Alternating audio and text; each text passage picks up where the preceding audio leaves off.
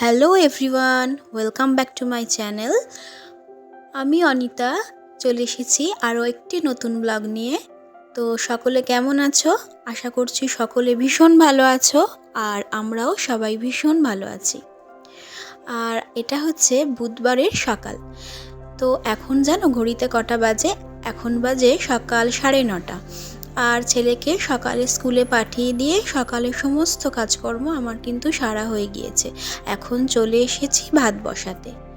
আর এই যে দেখো, উনুন তো একেবারেই জ্বলতে চাইছে না, একদম ভিজে ভিজে সাথে সাথে কাঠপাতা, তো একটু কষ্ট করেই বলতে পারো জ্বালাতে হচ্ছে আমাকে। আর কি করব বলো, আমাদের তো কাঠে ভাত হয়, একটু সময় লাগবে জ্বালাতে, তবে জ্বলে গেলে কিন্তু তখন বেশ ভালোই জ্বলে। আর উনুন নেভালে হয় না, এরপর যা যা উনুনে করার থাকে সবই কিন্তু বসিয়ে দিতে হয়।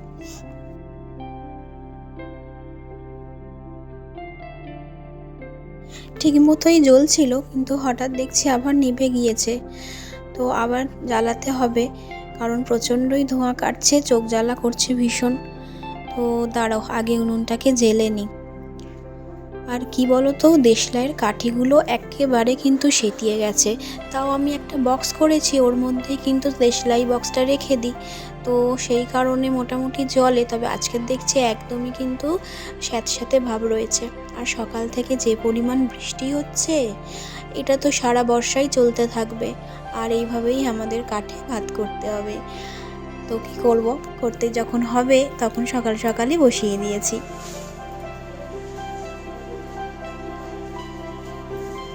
আর এই যে এবার ঠিক মতো কিন্তু উনুনটা জ্বলেছে, দেখো বেশ ভালোই কিন্তু জ্বলছে। আর এই যে জ্বললো, এটা কিন্তু নিভবে না। আর চলো, উনুনের কাছে তো বসে থাকবো না, কারণ যখন ঠিক মতো জ্বলে গেছে এবার চাই তরকারির ব্যবস্থা করে ফেলি। সবে ভাতটা বসিয়ে দিয়ে আর এলাম। আর আজকে উনুন একদম জ্বলতেই চাইছে না, ভীষণ কাঠপাতা ভিজে মানে স্যাঁতস্যাঁতে মতন একটা ভাব রয়েছে। তো সেই কারণে বর্ষাকালে এরকম হবেই, লেগেই থাকবে, তো করতে তো হবে, কিছু করার নেই। আর ছেলের ছুটিরও টাইম হয়ে এসেছে, তো ওকে।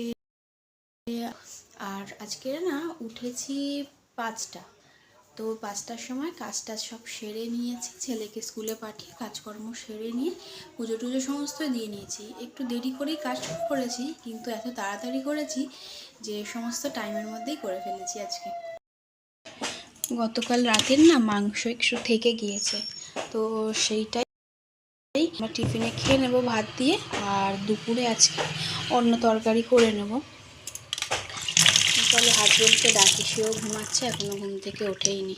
তাকে এখন ডাকি, তাকে আবার কাজে বার করতে হবে, ঘুমিয়ে পড়েছে কাল অনেক রাতে যেহেতু ফিরেছে। আর এই যে দেখো, মেথি মৌরি ভিজিয়েছিলাম, তো আমাদের সবাই খাওয়া হয়ে গেছে, ছেলেকেও স্কুলে চলে গেছে, শুধু আমার হাজবেন্ডেরটাই পড়ে আছে। তো চলো ওকে ডেকে নিই। আর এই যে বন্ধুরা, এখন রান্নাটা বসিয়ে দিয়েছি। আর এখন ঘড়িতে বাজে কিন্তু প্রায় 12টা। আর ছেলেকে স্কুল থেকে নিয়ে চলে এসেছি অনেকক্ষণ, ও এসে ভাত খেয়ে নিয়েছে। তোমাদের তো দেখালাম মাংস ছিল গতকাল রাত্রে, আর আমার হাজব্যান্ড রুটি খেয়ে নিয়েছে, আর ওকে একটু সোয়াবিনের তরকারি করে দিয়েছিলাম, সেটাই খেয়ে নিয়েছে। সে আবার বাসি খায় না, পছন্দ করে না বাসি খাওয়া। তবে আমার সবটাই চলে, রুটিও আমার চলে, ভাতও চলে, বাসিও চলে, টাটকাও চলে, আমার সবই চলে। তো এখন বসিয়ে দিয়েছি কুঁদরি আলু ভাজা, এদিকে হচ্ছে, আর ওদিকে ডাল সিদ্ধ করে রেখে দিয়েছি। যখন ব্রেকফাস্ট করছিলাম তখনই ডাল সিদ্ধটা বসিয়ে দিয়েছিলাম, তো ওটা আমার অনেকক্ষণ আগেই হয়ে গিয়েছে।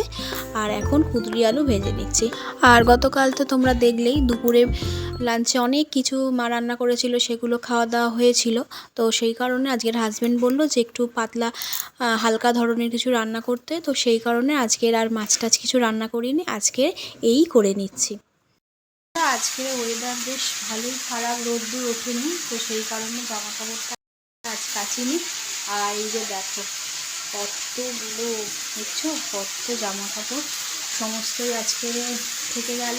আর এছাড়া সবচেয়ে বড় কথা কী বলো তো, সার্ভের প্যাকেট ছিল না যে কাচবো, নাহলে সব। তো আমার হাজবেন্ড কাজে যাওয়ার সময় তখন কিনে দিয়ে গেছে, তো শার্ট এখন রয়েছে, এখন তো আর কেচে কিছু হবে না, কারণ শুকাবে না। সেই কারণে এখন আর কাচবো না, একেবারে কালকে সকালবেলা কেচে দেবো সকাল সকাল। আর এখন প্রায় 1:30 মতন বাজে, ছেলেকে ঘুম পাড়িয়ে দিই, খেয়ে নিই। আর তোমাদের সঙ্গে বিকেলবেলা আবার আমার কিন্তু দেখা হচ্ছে। তো তোমরা কিন্তু প্লিজ দেখতে থাকবে। আর এখন বন্ধুরা বিকেল গড়িয়ে সন্ধেও হয়ে গিয়েছে, আর এখন সন্ধ্যাবাতিটা জ্বেলে নিচ্ছি। আর ছেলেরও বাড়ি ফিরে আসার সময় হয়ে গিয়েছে, তবে আমি তো ওকে আনতে যাব না, যাবে বাবা, কারণ রাস্তা ভীষণ অন্ধকার, আমাদের এখানে কোনো পোস্টেই কোনো আলো জ্বলে না, তো সে কারণে আমার যেতে একটু ভয়ই লাগে বলতে পারো। বাবাই যায় ওকে আনতে, তো বাবা ওকে নিয়ে চলে আসবে। আর আমি সন্ধেবাতিটা দিয়ে ওর জন্য কিছু খাবার বানিয়ে রেখে দেব। তো চলো সন্ধেটা জ্বেলে নিই।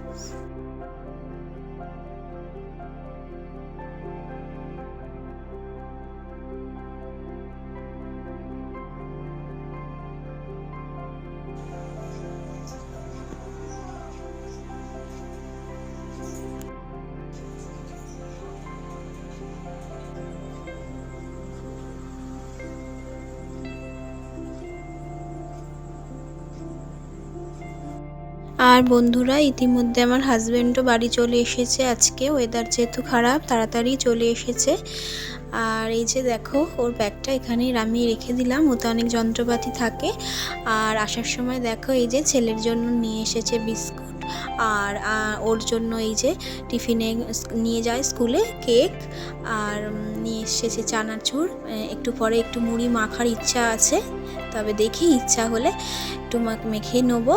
আর নিয়ে এসেছে এই যে ছোট সোয়াবিন, এই ছোট সোয়াবিনটা আমার হাজব্যান্ড খেতে খুব ভালোবাসে, তো এইটা দিয়েই আমি সকালের ব্রেকফাস্টে তরকারিটা বানিয়ে নিতে পারি বলতে পারো। আমাদের তিনজনের মধ্যে আমার হাজব্যান্ড সোয়াবিন খুব ভালোবাসে, তো এই বাজার নিয়ে এসেছে, চলো গুছিয়ে নিই।